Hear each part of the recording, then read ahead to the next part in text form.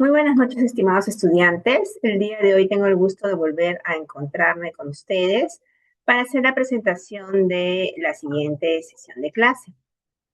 Vamos hoy a tratar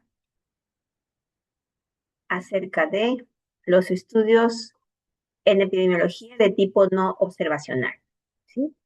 Si siguen la secuencia de las clases, en la sesión 6 tratamos de los estudios observacionales. El día de hoy vamos a hablar sobre los no observacionales. Buscamos que ustedes puedan identificar los tipos de estudio utilizados en epidemiología que sean no observacionales y al finalizar vamos a hacer algunos ejercicios, ustedes en casa, claro, para la identificación de publicaciones científicas donde hayan aplicado este tipo de estudios y sus beneficios para la epidemiología. El contenido que vamos a desarrollar el día de hoy es el que muestra esta diapositiva. Vamos a conversar un poco sobre diseños de estudio experimentales en humanos, lo que es un ensayo clínico aleatorio, qué es la aleatorización, el enmascaramiento y los diseños de estudio experimentales en laboratorio. Muy bien, empezamos. Primero, recordando que la epidemiología es una ciencia que se encarga de estudiar la distribución y algunos determinantes de las enfermedades, ¿no? Y como parte de ello, requiere hacer investigación, ¿no? Justamente cómo lo hacemos a través de investigación. Y hay diferentes tipos de estudio. Habíamos visto, como les comentaba al inicio, la semana pasada, habíamos desarrollado el contenido de estudios observacionales, ¿no? Y hoy vamos a hablar sobre los experimentales. ¿Qué son estos estudios experimentales? Son aquellos estudios donde el investigador maneja la variable independiente, es decir, se controla la variable. Por ejemplo, a un estudio para probar la efectividad o efectos adversos de un nuevo medicamento o material. En el caso específico de la odontología, por ejemplo, cómo se prueba que un material de resina sea mejor que otro, o uno nuevo que se lanza al mercado requiere justamente esta solidez científica. O algún producto que se esté utilizando y que pueda ser de naturaleza útil para su ejercicio en la salud pública, ¿no? O sea, qué tan beneficioso es. Imagínense que ustedes tengan la posibilidad o el cargo de poder realizar las adquisiciones de un material, ¿no? Necesitan saber qué material funciona mejor para eso que quieren tratar. Entonces necesitan saber identificar qué tipo de revisiones o publicaciones van a evaluar. En este caso deberían de chequear las experimentales. Este es un esquema resumen de los estudios analíticos. Recuerden que una forma también de clasificar a los estudios son como descriptivos o analíticos, ¿no? Los descriptivos son aquellos que describen, como su nombre lo dice, ¿no? Caracterizan, identifican diversas presentaciones de digamos, de las enfermedades, ¿no? Se pueden hablar de frecuencias, de definiciones estándar, de medias, medidas eh, que van a representar la forma justamente en cómo las enfermedades van a presentarse, ¿no? En cambio, los estudios analíticos lo que buscan es comparar, identificar alguna relación entre entre esos factores, entre esas variables, entre la enfermedad y sus posibles causas. Dentro de los estudios analíticos, pues nos preguntamos justamente si es que se van a manipular variables, ¿no? Cuando no se manipulan las variables, están los clásicos observacionales, ¿no? Porque no estoy manipulando nada. Entonces encontramos los estudios transversales donde se hace un análisis variado, un análisis estadístico específico para determinar la asociación. También encontramos a los diseños de caso control, los deportes, los que trabajamos la sesión pasada, ¿no? Por otro lado, si se va a manipular alguna variable, entonces ya estamos hablando específicamente de los estudios experimentales, que son justamente los no observacionales analíticos en los cuales se manipula una variable. A eso se les llama estudios experimentales. Ahora, vamos a encontrar estudios experimentales en humanos y en laboratorio, ¿sí? Eh, Dentro de los estudios experimentales en humanos se pueden subdividir en el clásico ensayo clínico aleatorizado, que es el diseño de estudio premium, ¿no? El que buscamos y el que nos puede llevar a establecer relaciones causales de una manera muy clara. Y hay otro grupo que le llaman los cuasi experimentales, donde encontramos el ensayo comunitario de intervención, el ensayo de campo. Los vamos a ir viendo uno por uno. También encontramos en los estudios de laboratorio, donde están los estudios in vitro, in vivo y ex vivo. Voy a cerrar acá para que puedan centrarse en la imagen. Esta es la pirámide de jerarquía de la evidencia científica, es decir, valora qué diseños de estudios son más útiles, más relevantes, de mejor calidad. En la punta, o sea, los mejores son las revisiones sistemáticas o metaanálisis. ¿Qué es una revisión sistemática? Una revisión sistemática es un estudio en el cual se analizan una serie de publicaciones específicas sobre un tema determinado en un periodo de tiempo determinado. Por ejemplo, yo quiero saber qué es lo que se ha encontrado durante los últimos años en relación al flúor.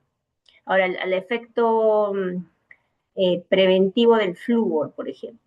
Y entonces empiezo a hacer mi búsqueda. Cuanto más preciso el tema o las variables, pues mejor. Y posiblemente encuentre que las últimas investigaciones coinciden en que el flúor tiene un alto efecto anticaries, ¿no? Cuando es usado de manera tópica, en fin, pueden haber estudios que comparen diferentes presentaciones de flúor y lo que se busca es llegar a una conclusión a través de una revisión justamente de todas estas publicaciones. Cuando adicionalmente se hace un análisis estadístico a esa revisión, que por cierto sigue una metodología muy precisa, esto ya se convierte en metaanálisis, ¿sí? Entonces, estos estudios de estudios conforman la punta de esta pirámide, o sea, el mayor nivel en la evidencia científica. En segundo lugar están los ensayos controlados aleatorios, que es lo que vamos a desarrollar el día de hoy. Este es un estudio experimental. Seguido de ello están los estudios de cohortes. El estudio de cohortes, como vimos, es un estudio analítico descriptivo. No es experimental, pero sí es analítico, ¿sí? El caso control igual, es analítico descriptivo. Los transversales son solo transversales, pueden ser analíticos si se les añaden pruebas estadísticas que busquen justamente este tipo de asociaciones. Y ya un poco más abajo encontramos a los informes de casos, ¿no? A las series de casos, los artículos relacionados a ideas, opiniones editoriales, investigaciones con animales, y más abajo están todavía las investigaciones in vitro, que son también estudios experimentales, ¿no? Entonces, como ven, hay una pirámide de la jerarquía de la investigación. Ahora, nuevamente recordar que uno decide o escoge un diseño de estudio en función a la pregunta, lo que se quiere saber. Y en epidemiología también necesitamos saber qué revisar, ¿no? Justamente para tomar una decisión o es que queremos hacer un registro de lo que está pasando en una población, en una comunidad, pues también poder escoger el diseño más conveniente. Muy bien. Vamos a desarrollar entonces ahora los estudios analíticos experimentales o de intervención. Son aquellos en los que tienen como mínimo dos grupos. Un grupo en el cual se controla o se manipula la variable y otro que es el grupo control, donde no se hace nada, ¿no? Justamente se caracterizan por la manipulación de la variable independiente y la aleatoriedad en la selección de los grupos. Esto es muy importante, que ambos grupos, tanto como el grupo de estudio y el grupo control, sean aleatorios para que la posibilidad de respuesta sea similar, ¿no? Yo no puedo decir, sesgar el estudio y decir, no, quizás los más enfermitos, no, las personas que tengan más lesiones, a ellos les voy a poner el fármaco y a los otros que no necesitan, no puede ser así, tiene que haber una aleatoriedad. Permiten conocer el efecto como consecuencia de una causa, es decir, yo someto o expongo al grupo de estudio a justamente un factor y voy a ver el efecto, el resultado. Las ventajas son la elección y control de las variables. Justamente este control es lo que caracteriza este diseño experimental. Y la desventaja es que puede ser duradero, es mucho más costoso y según se realice con humanos o con animales, debe de cuidarse de tener algún problema ético. Un ensayo clínico, entonces, nos va a brindar mayor calidad de la evidencia para comprobar hipótesis causales. ¿Se acuerdan de la pirámide de la evidencia científica? Entonces, este es el diseño de estudio de elección cuando queremos comprobar hipótesis de causa.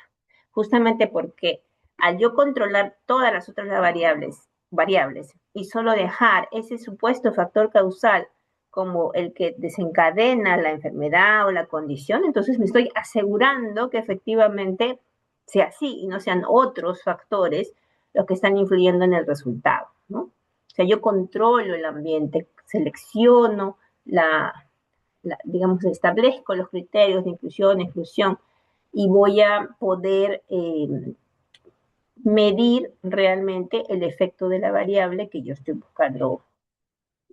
Es el factor que busco medir dentro del grupo de estudio, ¿no? Ok, permite caracterizar la naturaleza profiláctica o terapéutica en intervenciones médicas. No sé, algún medicamento tengo que ver que también está funcionando, así como cuantificar los efectos colaterales, ¿no? Que pudiera ocasionar el uso de ese producto.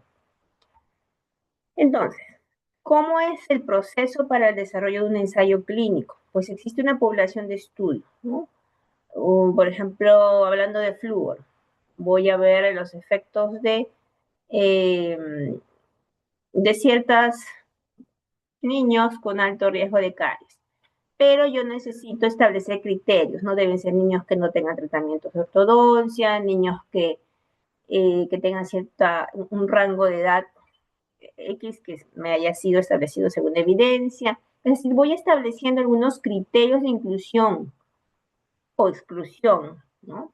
Que hace justamente que tenga un grupo que no va a entrar al estudio y otro con el que me quedo, que son los incluidos.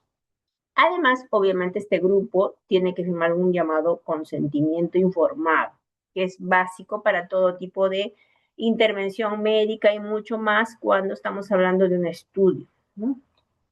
Este consentimiento debe ser totalmente claro e informar de una manera transparente a los participantes de los beneficios, limitaciones, consecuencias, tiempos, efectos probables del uso de ese factor X que yo quiero medir, ¿no? Y obviamente los datos del investigador, con quién se van a contactar y el derecho de poder excluirse, ¿no? De salir del estudio de forma voluntaria cuando se quiera. Esa es la parte ética que no debemos de olvidar siempre presentar a nuestros pacientes. Entonces, una vez que yo tengo este grupo de individuos que ha cumplido con los criterios de inclusión y que también firmó consentimiento, y en el caso de los niños, por cierto, deben firmar un asentimiento y el consentimiento lo firma el padre o tutor, responsable legal.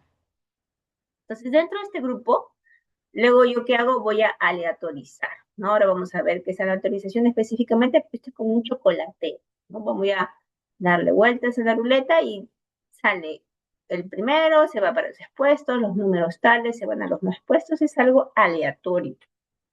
Y genero justamente los dos grupos, ¿no? El grupo de estudio y el grupo control, o el grupo expuesto y el grupo no expuesto. Y lo que va a pasar con el tiempo, ¿no? Con este seguimiento, es que posiblemente en ambos grupos yo encuentre el evento. El evento se llama la condición de enfermedad o de protección. Por ejemplo, si estoy viendo el flúor, ¿no? Y este grupo de expuesto con lesiones blancas, estoy aplicando flúor, barniz, y entonces voy a ver que las lesiones se remineralizan y en otro caso no se remineralizan. Yo supondría que al grupo que le voy a aplicar flúor profesional, digamos flúor barniz, esta reminerización podría ser más rápida, pero puede que no, ¿no? Pueden haber otros factores que justamente también tengo que evaluar y considerar. Esto que estoy conversando ahora mismo es un estudio en humanos, ¿no es cierto? Muy bien, entonces existe la posibilidad de que en ambos grupos se dé o no se dé la condición que yo supongo debe pasar. Y lo que voy a comprobar efectivamente es en la relación causal, o sea, el efecto de este producto o de esta situación que yo estoy suponiendo como un factor de un evento de riesgo, un factor protector o una funcionalidad, una propiedad, si estamos hablando de elementos, en el caso de experimentales, por ejemplo, ¿no? Pero en ensayos clínicos son con personas, así que se evalúa a través del tiempo. ¿Okay? Entonces, este ensayo clínico puede ser también a su vez controlado o no controlado. Van a encontrar esas palabras. Llamamos controlado cuando el fármaco o procedimiento que yo estoy incorporando en estas personas se va a comparar con otro, al que le llaman placebo o un tratamiento estándar. Por ejemplo, estábamos hablando del flúor, ¿no? Entonces a un grupo yo le voy a poner flúor, barniz, uno nuevo que estamos probando ahora, y al otro quizás solo le voy a poner flúor gel, ¿no? Flúor gel acidulado. O voy a probar una marca nueva, ¿no? Vamos a poner la marca A, pero estoy yo probando la marca B que dice que se aplica en menos tiempo. Ya no tiene que estar en boca digamos, todo el día, sino basta con 5 minutos y tienen el mismo efecto. Entonces, depende de lo que yo quiera medir, ¿no? La técnica, la metodología, el procedimiento que debo de realizar para probar ese material o esa condición, pero el hecho es que es controlado cuando ambos grupos reciben algo, ¿sí? Cuando hay un grupo y el grupo control está recibiendo algo, que en este caso puede ser un placebo o un tratamiento estándar, ¿no? Lo estándar es lo que habitualmente se usa y puede producir un beneficio comprobado, y un placebo es algo que no produce ningún efecto y se le aplica para satisfacer una necesidad del paciente eh, y no provocar el sesgo, ¿no? De que no se le aplicó nada. Todo va a depender también de qué cosa quiero probar, obviamente, ¿no? Entonces, cuando no se compara, se describe solamente los efectos o cambios, se llama no controlado. Es decir, no voy a comparar el medicamento que yo estoy probando con otro, sino simplemente voy a describir. A ese se llama ensayo clínico no controlado. Hace un rato les comentaba sobre la aleatorización, que es este chocolateo, ¿no? Este ejercicio del azar, por el cual yo de todas las personas o individuos posibles voy a luego de una manera, a través de una ruleta, quizás de la suerte, poder agrupar, ¿no? En un número de personas para que sea el grupo de estudio y el otro el grupo control. Su objetivo principal es evitar sesgos y asegurar que los grupos sean comparables desde el inicio para asegurar que los resultados se deban al tratamiento. ¿Cómo yo selecciono? ¿Cómo yo digo qué persona se va para acá lado o para el otro? Puedo asignar números aleatorios, ¿no? De la lista, de la nómina de los participantes, asigno números aleatorios. O también hay softwares estadísticos que ya te van arrojando números, ¿no? Aleatorios y que se van a pegar simplemente a cada uno de los participantes, o un sorteo simple, ¿no? ¿Qué es el enmascaramiento? El enmascaramiento se llama también cegamiento. Todos estos son términos que ustedes pueden encontrar cuando revisen literatura, ¿no? Entonces, por eso es importante revisarlos ahora. El contenido, digamos, de los resultados de las investigaciones es otra historia, ¿no? Va a depender de lo que quieran, de lo que estén estudiando, obviamente. Bien, entonces, ¿qué es este enmascaramiento? Este cegamiento. Es una técnica que se usa para evitar sesgos en los estudios, especialmente en los ensayos clínicos. Y consiste en que algunas personas involucradas en el estudio no saben qué tratamiento o intervención se está aplicando a los participantes. Es decir, puede darse el caso del enmascaramiento de tipo 1, acá vamos a revisar, abierto, cerrado. ¿Para qué sirve? ¿Por qué es útil? Porque permite obtener resultados más objetivos y confiables, ya que nadie sabe qué se le puso, a quién se le puso, no hay este sesgo, ¿no? De ante una situación decir o suponer, no, este resultado parece bueno, además a él le pusieron el producto, ¿no? Entonces, ese supuesto que puede generar al investigador un sesgo, se evita. Evitar que las expectativas influyan o puedan influir en los participantes, ¿no? Aquel que sepa que recibió un placebo y le duele todo, ¿no? O sea, no funciona el producto porque no me dieron lo que era. O los investigadores, ¿no? Para la interpretación de los resultados. Entonces, hay enmascaramiento llamado abierto, de simple ciego, doble ciego, triple ciego. Abierto es que significa que todos los involucrados conocen el tratamiento recibido, ¿no? No hay un ocultamiento de información, todos saben. Para el caso de simple ciego, es que el paciente solamente es el que desconoce, pero el investigador sí sabe que le dio. En el doble ciego, ni el paciente ni el investigador saben que se le dio cada quien. Y en el triple ciego es que ni el investigador, ni el paciente, ni la persona estadista, es decir, que procesa los resultados, saben que les dieron a cada uno. ¿Cómo hacen? Codifican, ¿no? Simplemente le ponen códigos a los medicamentos o a los productos. Incluso a veces hasta por fecha, ¿no? En la fecha 1 está el código, en la fecha 2 está el código y hay una persona externa que es el único que conoce la clave, ¿no? La clave de los datos. Muy bien. Ahora vamos a hablar de otro diseño de estudio. Hemos revisado todo lo que es el ensayo clínico. Vamos a hablar de ensayo comunitario. Este diseño de estudio estaba en los llamados cuasi experimentales. ¿Sí? ¿Por qué es cuasi experimental? Vamos a revisar. Dice que se estudia el resultado de una intervención sobre un conjunto de individuos, una comunidad, pero no existe aleatorización. Una o más comunidades reciben la intervención, mientras que las otras simplemente no la reciben y sirven como control. Por eso se llama cuasi experimental, porque no existe esta aleatorización. O sea, yo como que señalo al dedo, ¿no? O por conveniencia, esta comunidad va a recibir porque es la comunidad que me aceptó el proyecto, porque es más factible, porque está más cerca, porque es N factores, ¿no? Porque necesitan más. Y escojo otra comunidad para que sea mi control.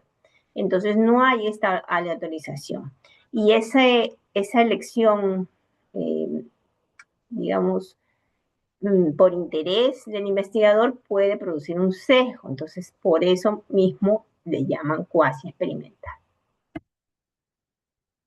Otro diseño de estudios experimentales, el ensayo de campo. En este caso se estudia una población sana, pero que está expuesta a un posible riesgo y tú la evalúas en el tiempo, ¿no?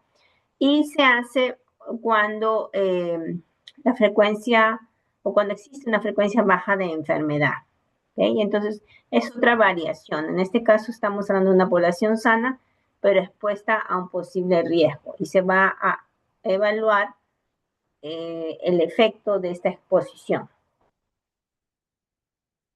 Ok. Entonces, con estos tres, con el ensayo de campo, el ensayo comunitario y el ensayo clínico, vimos todo lo que corresponde a los ensayos, perdón, acá. Vamos a revisar acá. Estamos aquí, miren. Hemos visto todo lo que es en humanos, ¿no? Ensayo clínico autorizado, el comunitario de intervención y el de campo. Ahora vamos a ver los experimentales en laboratorio.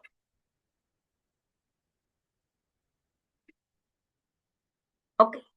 Estudio experimental in vitro. Se realizan fuera del organismo vivo en un ambiente controlado.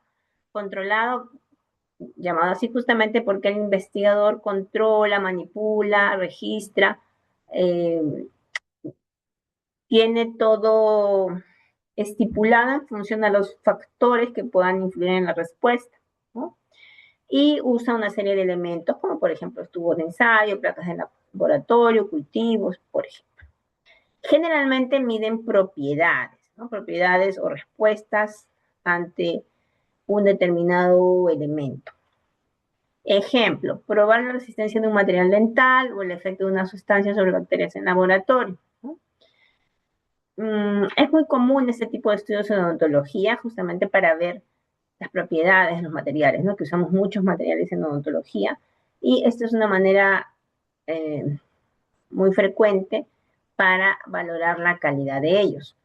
Ventajas: mayor control de las variables, son más económicos y no implican riesgos para personas o animales, obviamente porque son in vitro, ¿no? En materiales artificiales. Y la desventaja es que no reproducen completamente lo que pasa en un organismo real. Generalmente se simulan las condiciones. Seguramente van a revisar efectos, por ejemplo, conversando de esto del flúor, ¿no? Un ensayo clínico autorizado trabajaría con un grupo de personas, de niños, de escolares, con lesiones de mancha blanca. Pero también hay estudios donde, por ejemplo, se utilizan cortes de esmalte, ¿no?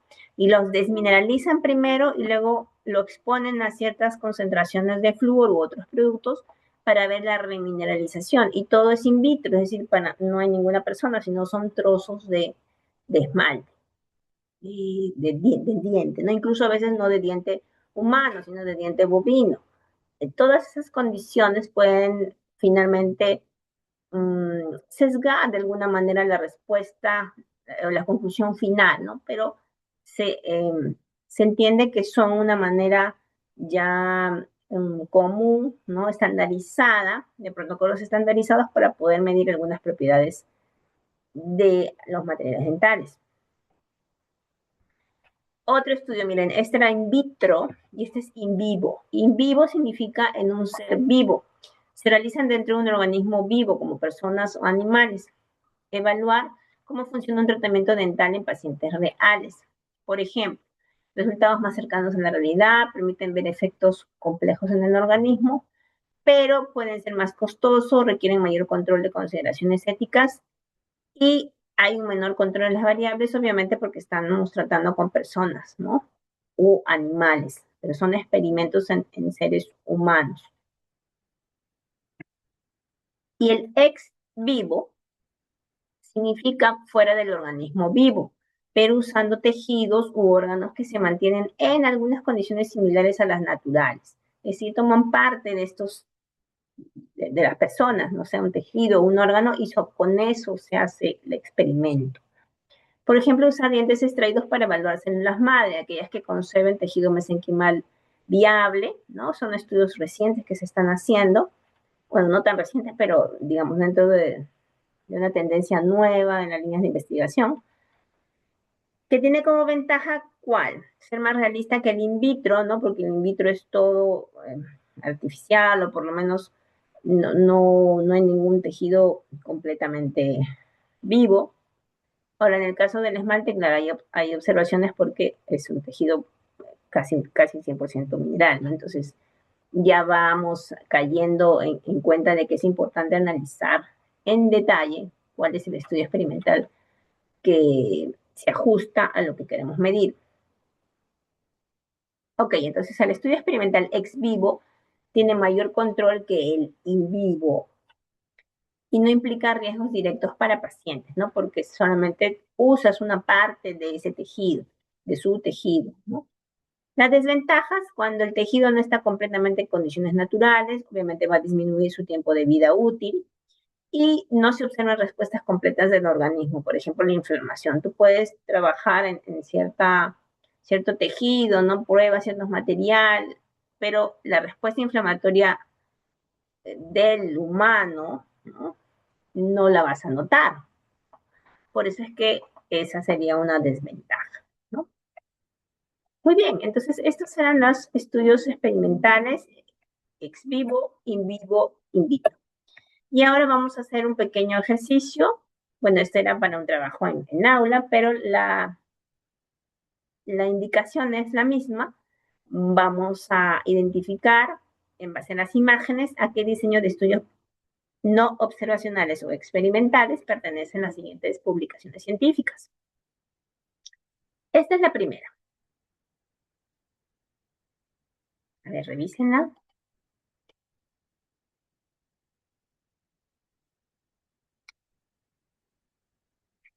Muy bien, acá les dejo la referencia, siempre para que puedan chequearla en detalle luego. En este caso está, digamos, fácil, ¿no? Dice acá ex vivo, y esto es efecto antiplaquetario de los anticoagulantes orales, ¿sí? Nuevamente, recuerden que ustedes pueden identificar rápidamente el diseño de estudio en el título muchas veces o en el resumen o dentro de la estructura del artículo en la sección de materiales y métodos. Eso lo vimos la semana pasada. Aquí, por ejemplo, dice métodos, ¿no? Nosotros incubamos muestras de sangre de donadores con concentraciones es un producto eh, de la sangre, ¿no? Medicamentoso, en el rango de, entonces básicamente incubaron sangre, ¿no? De esto se trata. Incubaron la sangre, luego vieron la respuesta, nosotros evaluamos la generación de trombina y la agregación plaquetaria transmitida en respuesta al adenosín-trifosfato. Entonces están viendo la respuesta antiinflamatoria de los efectos antiplaquetarios de los anticoagulantes orales, ¿no? Básicamente es un ex vivo porque sacaron sangre humana y sobre eso hicieron el experimento, ¿no? O sea, una parte, un tejido, la sangre es un tejido. ¿Ok? Publicación 2. Aquí.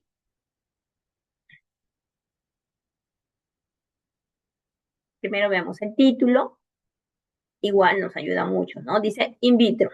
Aquí también dice, y generalmente pasa eso, los estudios in vitro, ex vivo, in vivo, dicen en los títulos el diseño, ¿no? Ya sabemos que todos estos son experimentales o no observacionales, que son como sinónimos. Y acá es estudio in vitro para el propóleo verde como un ingrediente potencial del cuidado, de los productos de cuidado de salud oral, ¿no? Entonces están probando el propóleo verde y viendo su efecto in vitro, ¿sí? Todos los estudios experimentales tienen la característica de ser muy precisos, de detallar muy minuciosamente las características de los elementos con los que están trabajando, de los procedimientos, de los tiempos, ¿no? De las fuerzas, de la técnica aplicada para medir o probar o someter el elemento, o sea, que quieren probar, ¿no? Porque es como una receta de cocina, tienen que repetir. Ese mismo experimento tiene que ser posible de repetirse y debería obtenerse los mismos resultados, ¿no? Por eso tienen que precisar de forma muy minuciosa, muy detallada, la secuencia que usaron para elaborar, para desarrollar su experimento. Muy bien. Aquí, publicación 3. A ver.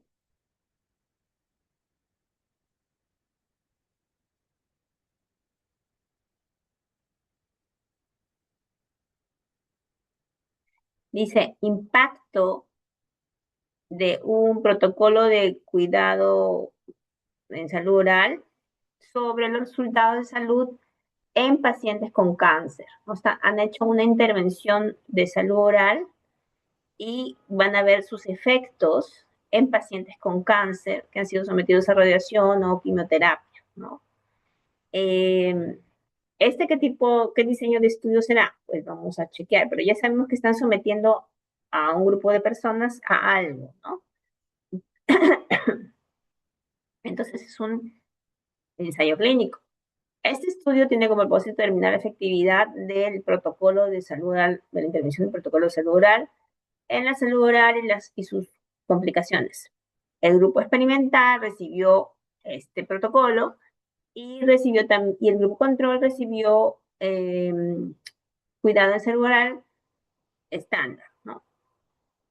Ok, o sea, hubo un protocolo nuevo, una rutina de pasos, una secuencia de cuidado de salud oral para esas personas con cáncer Y las otras, el grupo control recibió un protocolo estándar, ¿no? Entonces, este es un ensayo clínico controlado, ¿no? Porque están comparando.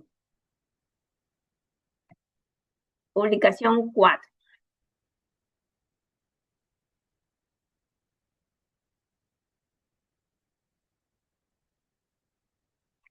Bien, dice efectividad de la educación en salud oral, de una intervención en salud oral en escolares de 12 a 15 años de edad, en Dhara, Nepal, ¿no? Un ensayo clínico randomizado controlado.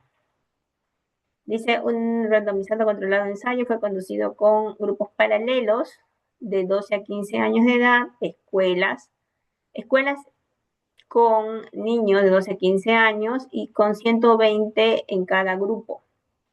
Aquí, claro, esto parece estar en el límite entre un ensayo comunitario, ¿no? De intervención, porque son comunidades, son grupos de estudiantes.